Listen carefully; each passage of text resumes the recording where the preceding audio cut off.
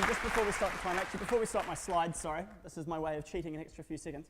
I'm not going to talk at all about the volunteer army. I was involved with the student volunteer army down in Christchurch. I'm not going to talk about that at all, because that's not really what's important here.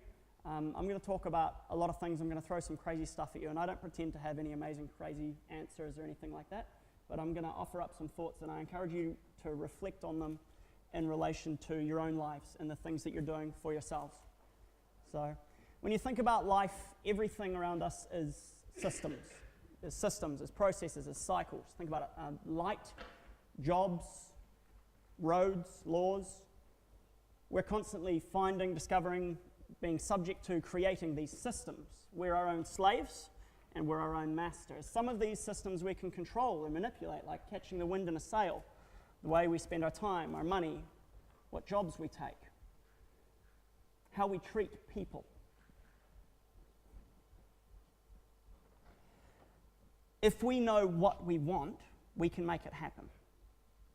Yet there are other systems that are completely our masters. The solar system, weather patterns, the great ecological balance between carbon and water. We are only here because these things let us be here. Yeah, we can interact with them, but ultimately, that's the boss, right? In Christchurch, we've experienced what it's like when the boss restructures things. The earthquakes touched everything.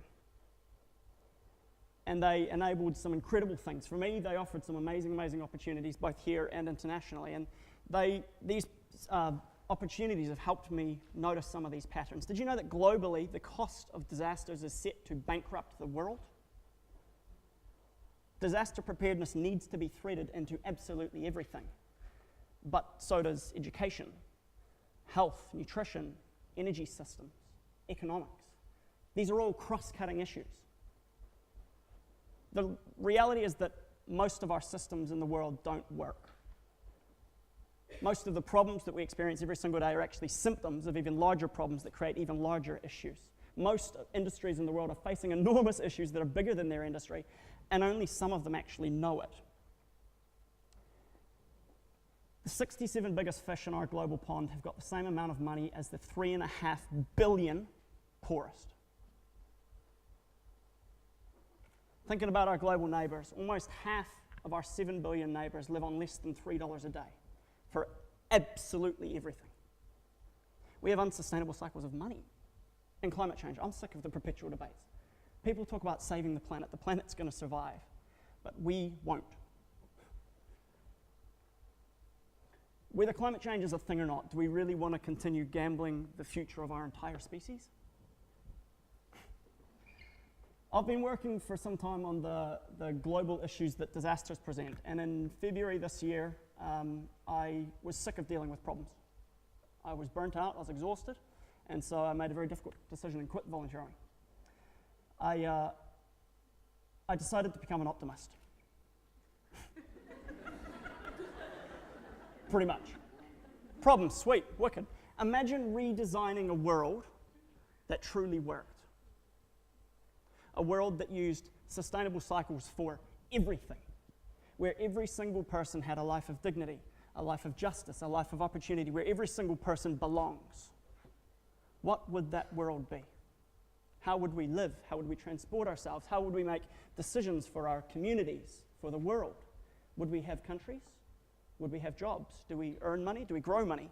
Do we need money? What would it mean to truly live in a world like that?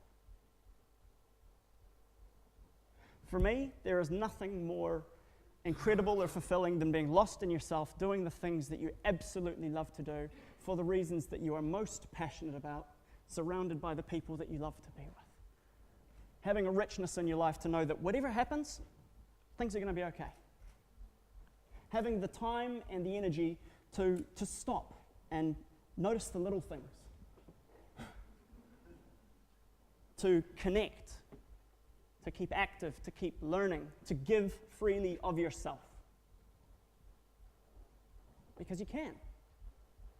That's what it means to be alive, to be valuable, to be the master of your own destiny, whatever you want to call it. The reality is you can teach yourself to do absolutely anything at all these days. As long as you've got the time, the energy, the enthusiasm, you can do it. We have the world of information and opportunities available to us in our pockets at all times. You can literally do anything at all.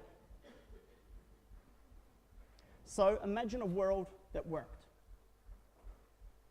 We need innovative, world-fixing solutions. You know what innovation is? Innovation is a process of achieving things that you do not believe are even possible, even after you've seen them.